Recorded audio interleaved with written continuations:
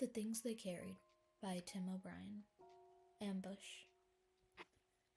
When she was 9, my daughter Kathleen asked if I had ever killed anyone.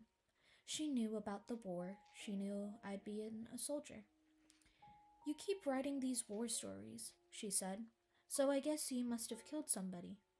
It was a difficult moment, but I did what seemed right, which was to say, "Of course not," and then to take her onto my lap and hold her for a while. Someday, I hope she'll ask again. But here, I want to pretend she's a grown up. I want to tell her exactly what happened, or what I remember happening. And then I want to say to her as a little girl, she was absolutely right. This is why I keep writing war stories. He was a short, slender young man, about 20. I was afraid of him, afraid of something, and as he passed me on the trail, I threw a grenade that exploded at his feet and killed him. Or to go back, shortly after midnight, we moved into the ambush site outside Mikey. My whole platoon was there, spread out in the dense brush along the trail, and for 5 hours north, nothing happened. We were working in a two-man team, one man on guard while the other slept, switching off every 2 hours.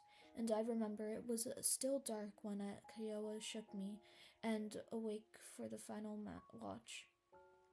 The night was foggy and hot. For the first few moments, I felt lost, not sure about directions, groping for my helmet and weapon.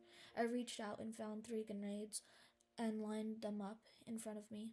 The pins had already been straightened for quick throwing. And then, for maybe half an hour, I kneeled there and waited. Very gradually, in tiny slivers, dawn began to break through the fog, and from my position in the brush, I could see 10 or 15 meters up the trail. The mosquitoes were fierce.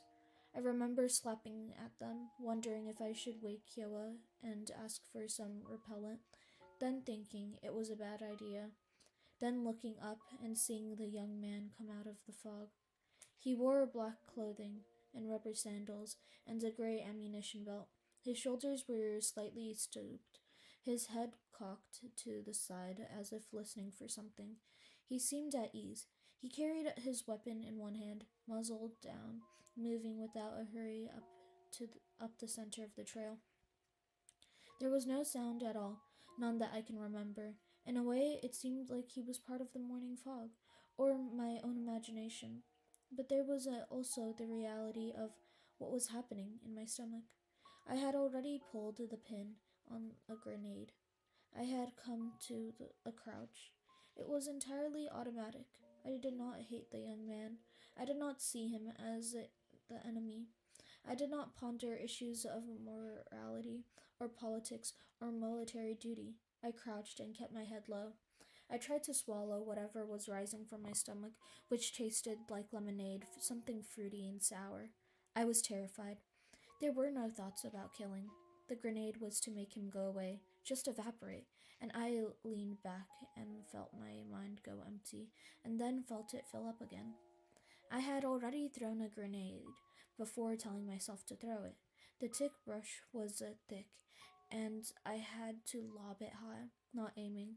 And I remember the grenade seeming frozen above me for an instant, as if a camera had clicked, and I remember ducking down and holding my breath and seeing little whips of fog arise from the earth. The grenade bounced and rolled across the trail. I did not hear it, but there must have been a sound, because the young man dropped his weapon and began to run.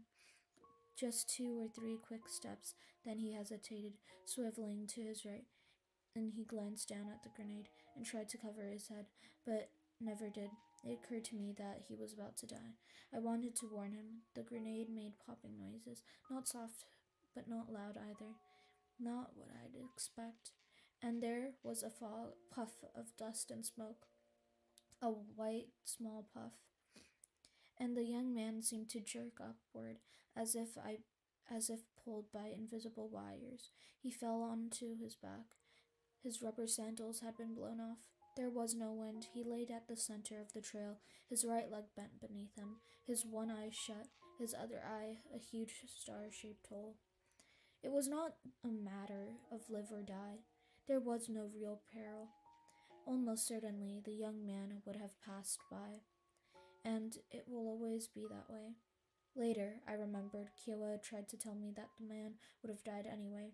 He told me that it was a good kill, that I was a soldier and this was a war, that I should shape up and stop staring and ask myself what the dead man would have done if things were reversed. None of it mattered. The words seemed too far complicated. All I could do was gape at the fact of the young man's dead body. Even now, I haven't finished sorting it out. Sometimes I forgive myself, other times I don't. In the ordinary hours of life, I try not to dwell on it, but now and then, when when I'm reading the newspaper or sitting alone in a room, I'll look up to see the young man coming out of the morning fog. I'll watch him walk toward me, his shoulders slightly stooped, his head cocked to the side, and he'll pass within a few yards of me, and suddenly smile at some secret thought, and then continue up the trail to where it bends back into the fog.